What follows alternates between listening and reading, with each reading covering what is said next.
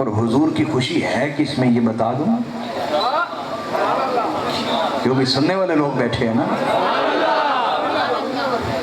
سنیے، ام المومنین حضرت عائشہ صدیقہ رضی اللہ تعالیٰ عنہ وہ بیان کرتی ہیں، اور صحیح بخاری اور مسلم کے متفقن علیہ روایت، آقا علیہ الصلوۃ والسلام نے ارشاد فرمایا انما فاطمہ بضعۃ منی. اور اس حدیث کو امام طبرانی بھی لائے، امام حیثمی بھی لائے، وہ طریق سے سنا دیتا.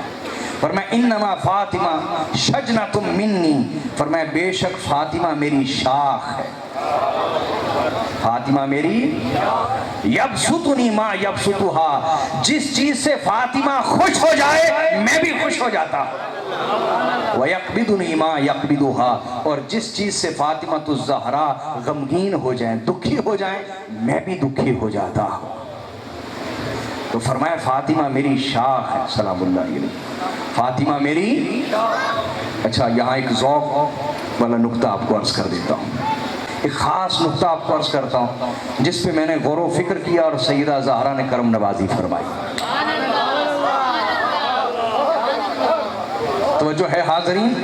تو آقا نے فرمایا انما فاطمہ شجنۃ منی، بے شک فاطمہ میری شاخ ہے، فاطمہ میری. اب شجنا بھی شاخ کو کہتے ہیں، غصن بھی شاخ کو کہتے ہیں، فرع قرآن میں آیا یہ بھی شاخ کو کہتے ہیں، لیکن تینوں کے معنی جدا جدا ہیں. تینوں کے معنی بولیے. شجنا ہر شاخ کو نہیں کہتے، ہر شاخ کو بولیے، یہ اس شاخ کو کہتے ہیں جس میں دو خوبیاں پائی جائیں. کتنی بولیے؟ پہلی یہ کہ وہ شاخ اپنے درخت سے یوں گھلی ملی ہو، پرانے درخت اگر آپ نے دیکھے یوں گھلی ملی ہو کہ اسے آپ کبھی جدا نہ کر سکیں، وہ کٹ تو سکے لیکن جدا.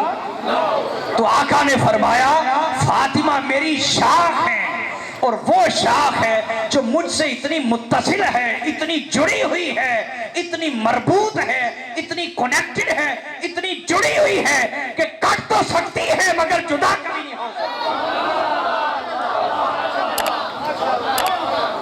لہذا فاطمہ الزہرا کی رضا کے بغیر رضا مصطفیٰ کبھی حاصل نہیں ہو سکتی. رضا زہرا کے بغیر، رضا زہرا کے بغیر کسی کو رضا مصطفیٰ حاصل نہیں ہو سکتی. کیوں؟ کیونکہ یہ وہ شاخ ہے جو کبھی جدا ہو سکتی. یہاں قطع ہونا، مقطوع ہونا، اس کا ڈسکنیکٹ ہونا، اس کا تو تصور بھی نہیں ہے.